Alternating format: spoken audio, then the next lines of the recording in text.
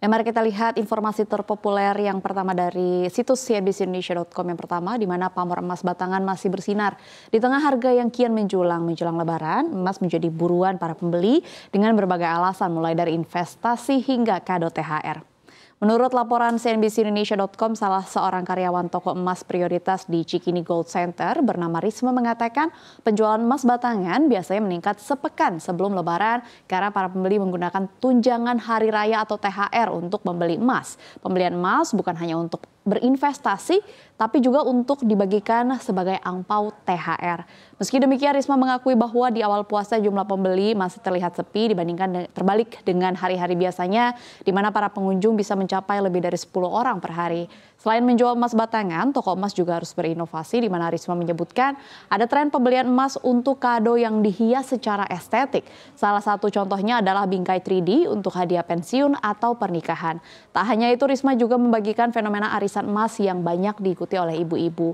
Skemanya mirip dengan arisan uang, namun yang mendapatkan kocokan akan menerima emas sebagai keuntungan jangka panjang. Senada dengan itu, toko emas lain di Gold Center Cikini menyebutkan bahwa penjualan perhiasan pada saat ini lebih sepi dibandingkan dengan logam mulia. Pemilik toko tidak ingin disebutkan namanya mengatakan bahwa permintaan perhiasan sudah sepi sejak setahun terakhir. Melansir data dari situs resmi PT Antam yaitu logammulia.com, di butik emas LM Geraha Dipta Pulau Gadung, Jakarta, harga emas satuan 1 gram pada hari ini dibanderol Rp1.672.000 per batangnya. Secara keseluruhan, kenaikan harga emas dan fenomena investasi emas menjadi pilihan masyarakat untuk melindungi nilai aset di tengah ketidakpastian ekonomi.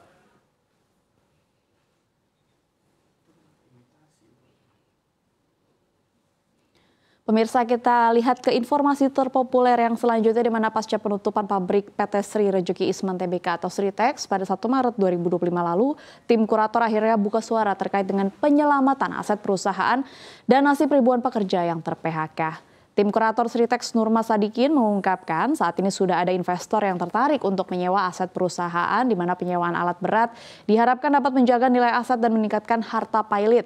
Di sisi lain, kurator juga berkomitmen untuk membayarkan hak-hak pekerja yang ter-PHK. Saat ini proses pendaftaran tagihan sedang berjalan, termasuk pesangon dan hak-hak lainnya bagi para buruh. Koordinator Serikat Pekerja Sritex Group, Slamet Kaswanto, menyambut baik langkah ini, di mana dirinya berharap agar buruh yang ter-PHK dapat kembali bekerja di perusahaan tekstil ini dengan skema yang baru.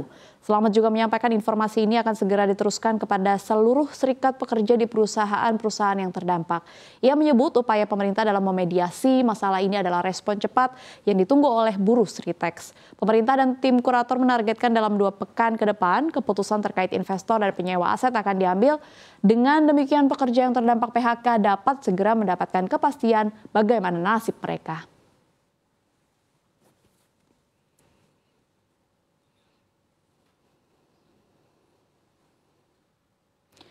Informasi terpopuler selanjutnya masih berkaitan dengan pilotnya perusahaan Sritex, di mana Presiden Republik Indonesia Prabowo Subianto menggelar rapat terkait dengan PT Sri Rejeki Isman Tbk atau Sritex di Istana Negara. Rapat ini membahas nasib ribuan pekerja yang terdampak putusan pilot perusahaan tekstil ini.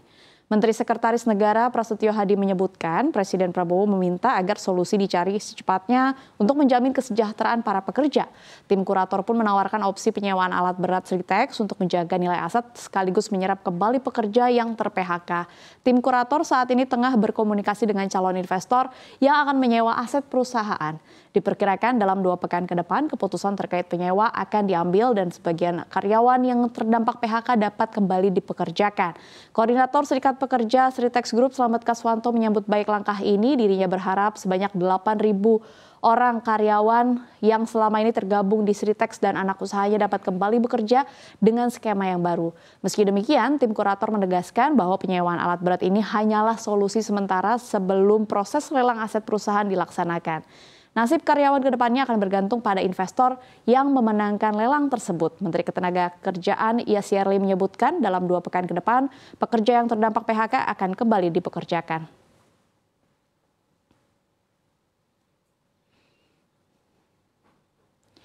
Informasi terpopuler yang terakhir datang dari mancanegara, di mana perang dagang antara China dengan Amerika Serikat kembali memanas. Beijing disebut sedang membidik komoditas pertanian Amerika Serikat sebagai langkah balasan atas tarif impor 10% yang diterapkan oleh Washington.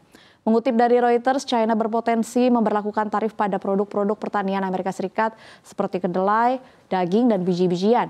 Kebijakan ini diperkirakan akan berdampak signifikan pada perdagangan dan ekonomi Amerika Serikat, mengingat China merupakan pasar terbesar bagi produk agrikultur Amerika. Setelah laporan ini beredar, harga kedelai dan rapeseed meal di China langsung melonjak 2,5%. Kontrak kedelai di Dalian Commodities Exchange pun mencapai titik tertinggi sejak September 2024.